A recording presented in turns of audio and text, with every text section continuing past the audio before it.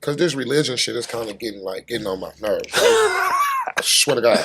So boom, you got Christians that say, "Oh, follow us, we's the true religion." Boom, Muslims follow us, we's the true religion. You got all these different religions. How do we know which one is true? How do I know I'm not worshiping no idol if I go take my shahada or if I go get baptized? How I know I'm not worshiping no idol god or no false god?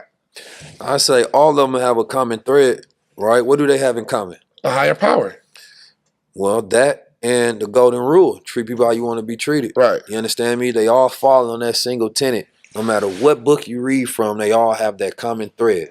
Then you have what people throw on top of those threads. You understand me? Sometimes it's Islam, right? Sometimes it's his Christianity, right? But most people don't really learn a religion for the root of what it is. What is it? It's to give a man guide on how to live with spiritual law, rules, and order on a planet that's material. You understand me? So you can know yourself. So as you deal with all of the things in the world, you figure out a way to get guided. I was always taught we can argue religion after we free, right?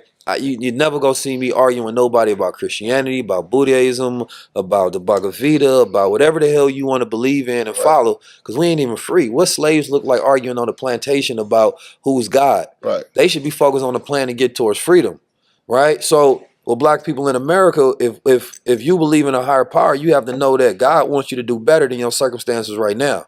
So we should all be able to agree that if we look at another people, how come they God gives them prosperity and our God doesn't? Right? So I say, you know, the greatest religion is truth. You understand me? If your religion stops you from believing in something that you think is truth, is limiting you. You understand me? And why? That means that some of those tenets have to be built on falsehood. There's a lot of black men in America today, to this day, and they're going to do it still. They get white Jesus tatted on them. They get the white Jesus chain. You understand me? What does that mean? That mean a white man your God. I don't care how you slice it, how you put it.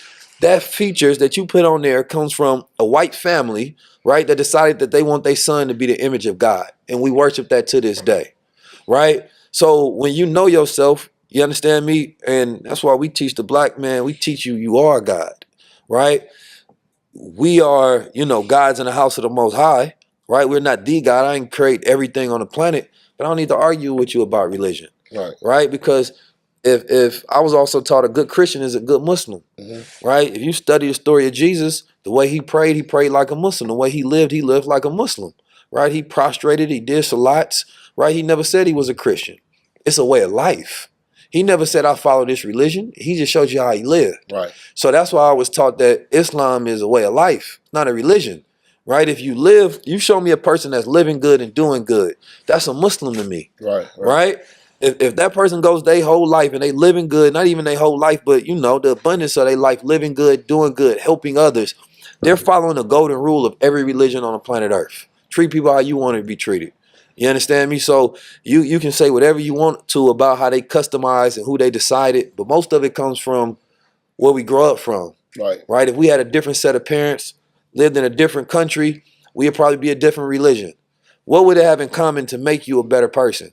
Right? What about every religion that if you was to study, that say that actually, when I study Christianity or the Bible, right? And the whole thing about the Bible is I was taught that, you know, it's not that it's wrong, but it's a book that's been tampered with. Yes. Right? Of course. And so if you have the consciousness to be able to go into the Bible and filter it for the good that you're going to learn from it, because there's a lot of game in there. So I don't like people that be like, nah, fuck the Bible. There's a lot of knowledge in there.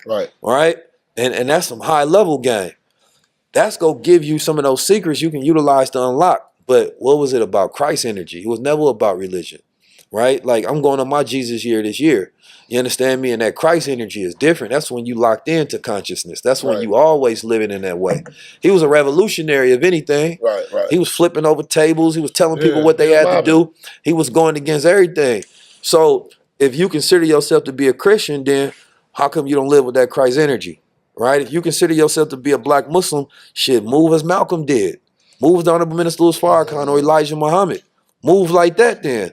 So for me, don't just try to follow it, become it. Right? Become a living example of it. Right.